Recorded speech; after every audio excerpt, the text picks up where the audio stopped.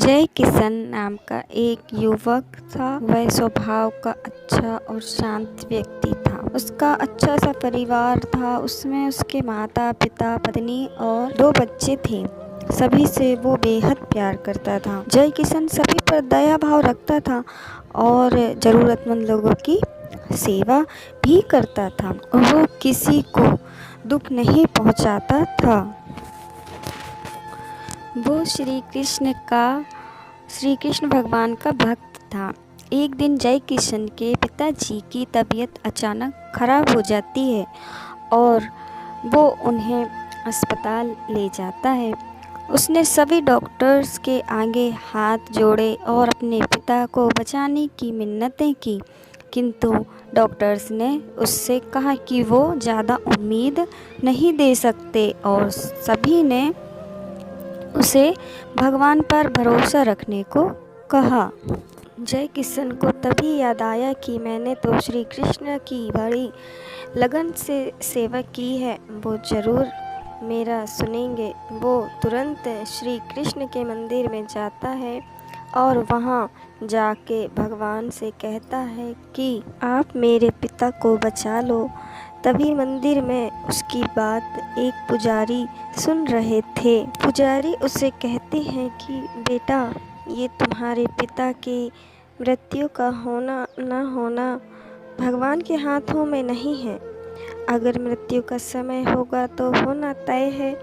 जय किशन ये सुनते ही पुजारी से लड़ना शुरू कर देता है और वो गुस्से में उन्हें कोसने लगता है। वो पुजारी से कहता है कि आप मेरी मदद करने के बजाय मुझे उल्टा सीधा बोल रहे हो।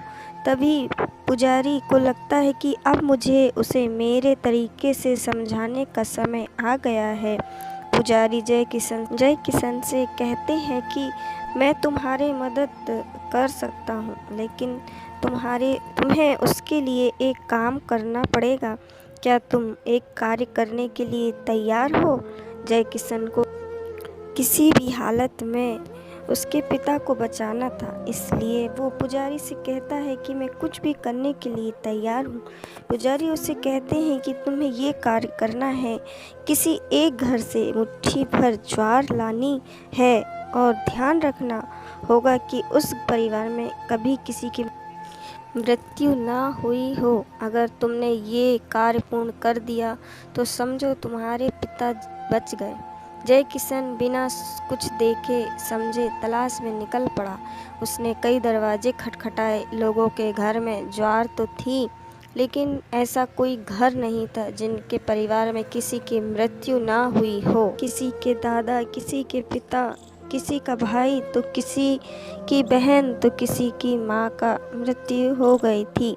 पूरा दिन भटकने के बाद भी जय किशन को ऐसा एक भी घर नहीं मिला जिसके घर में किसी की मृत्यु ना हुई। आखिर वो थकते हुए पुजारी के पास आया और उसे इस बात का एहसास हुआ कि मृत्यु एक अटल सत्य है और इसका सामना सभी को करना होता है। मृत्यु से कोई भाग नहीं सकता है। वो अपने व्यवहार के लिए पुजारी से क्षमा मांगता है और निर्णय लेता है जब तक उसके पिता जीवित हैं वो उनकी सेवा करेगा।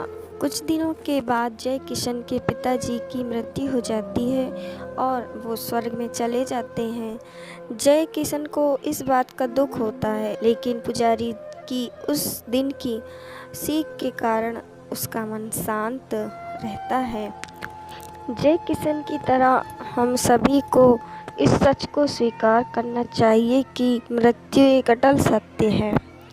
उसे नकारना मूर्खता है। दुख तो सभी को होता है, लेकिन उसमें फंस जाना गलत है।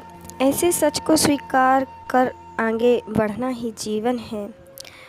यदि आपको ये कहानी अच्छी लगी हो तो प्लीज़ इस चैनल को सब्सक्राइब करिएगा और लाइक और कमेंट करके बताइए कहानी आपको कैसी लगी। और आप सभी का बहुत बहुत धन्यवाद ये कहानी सुनने के लिए।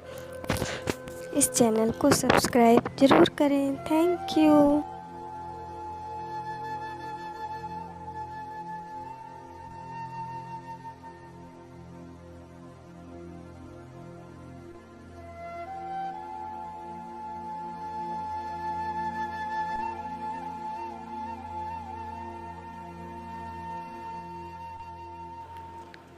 ये कहानी आपको कैसी लगी, और आप सभी का बहुत बहुत धन्यवाद ये कहानी सुनने के लिए।